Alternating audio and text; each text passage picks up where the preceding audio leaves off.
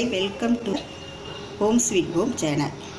நான் இப்போ உங்களுக்கு ஒரு பொடி ரெடி பண்ணி காட்ட போகிறேன். அஜீரண கோளாறு, ஏப்பம், பசி இல்லாத தனத்துக்காக ரெடி பண்ணுற பொடி.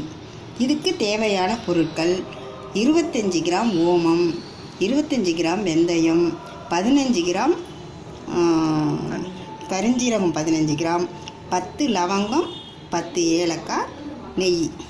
இப்போ நீங்கள் இந்த எல்லா பொருட்களையும் எண்ணெய் கடாயில் வச்சு லைட்டாக வறுத்துக்கணும். வறுத்துட்டு அதுக்கப்புறம் மிக்சியில் போட்டு பொடியாக பண்ணி வச்சுக்கணும். கேஸை ஆன் பண்ணிக்கோங்க, கடாயை வச்சுக்கோங்க. ஒவ்வொரு பொருளாக போட்டு எண்ணெயெல்லாம் போடக்கூடாது, சும்மாவே தான் வறுக்கணும். லைட்டாக வறுத்தா போதும், லேசாக சூடு ஏறினா போதும்.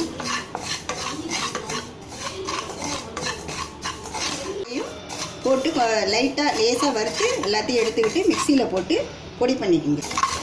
அப்படியே ஒவ்வொரு பொருளாக லைட்டாக வறுத்து எடுத்துக்கோங்க. இதெல்லாம் எண்ணெய் விடாமல் வறுத்து எடுத்தாச்சு. இதெல்லாம் கொஞ்சம் நேரம் ஆற விடுங்க. வறுத்து வச்ச பொருள்லாம் நல்லா ஆறிடுச்சு. இப்போ மிக்சி ஜாருக்கு ட்ரான்ஸ்ஃபர் பண்ணிக்கோங்க. மிக்சி ஜாரில் ட்ரான்ஸ்ஃபர் பண்ணியாச்சு. இப்போ இதை பொடியாக அரைச்சி எடுத்துக்கோங்க. மிக்சியில் போட்டு அரைச்ச பொடி ரெடி ஆகிடுச்சிங்க.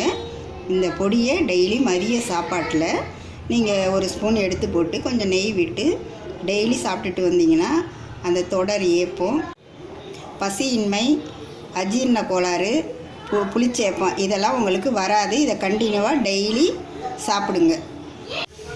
இந்த ஹெல்த் டிப்பை நீங்களும் ஃபாலோ பண்ணி பாருங்கள். உங்களுக்கு இருக்கிற அஜீரண கோளாறு, ஏப்பம், அடிக்கடி தொடர் ஏப்பம், இந்த மாதிரி பிரச்சனை வரதெல்லாம் குறைஞ்சிரும். இதை ட்ரை பண்ணி பார்த்துட்டு எப்படி இருக்குன்றது எங்கள் கமெண்ட் செக்ஷனில் போஸ்ட் பண்ணுங்கள். எங்கள் வீடியோ உங்களுக்கு பிடிச்சிருந்தால் லைக் பண்ணுங்கள், ஷேர் பண்ணுங்கள், சப்ஸ்கிரைப் பண்ணுங்கள். கண்டிப்பாக பெல் பட்டன் கிளிக் பண்ணிக்கோங்க. நாங்கள் இந்த மாதிரி நிறையா யூஸ்ஃபுல்லான ஹெல்த் டிப்ஸ் போடுறோம். Thank you. Please stay with us.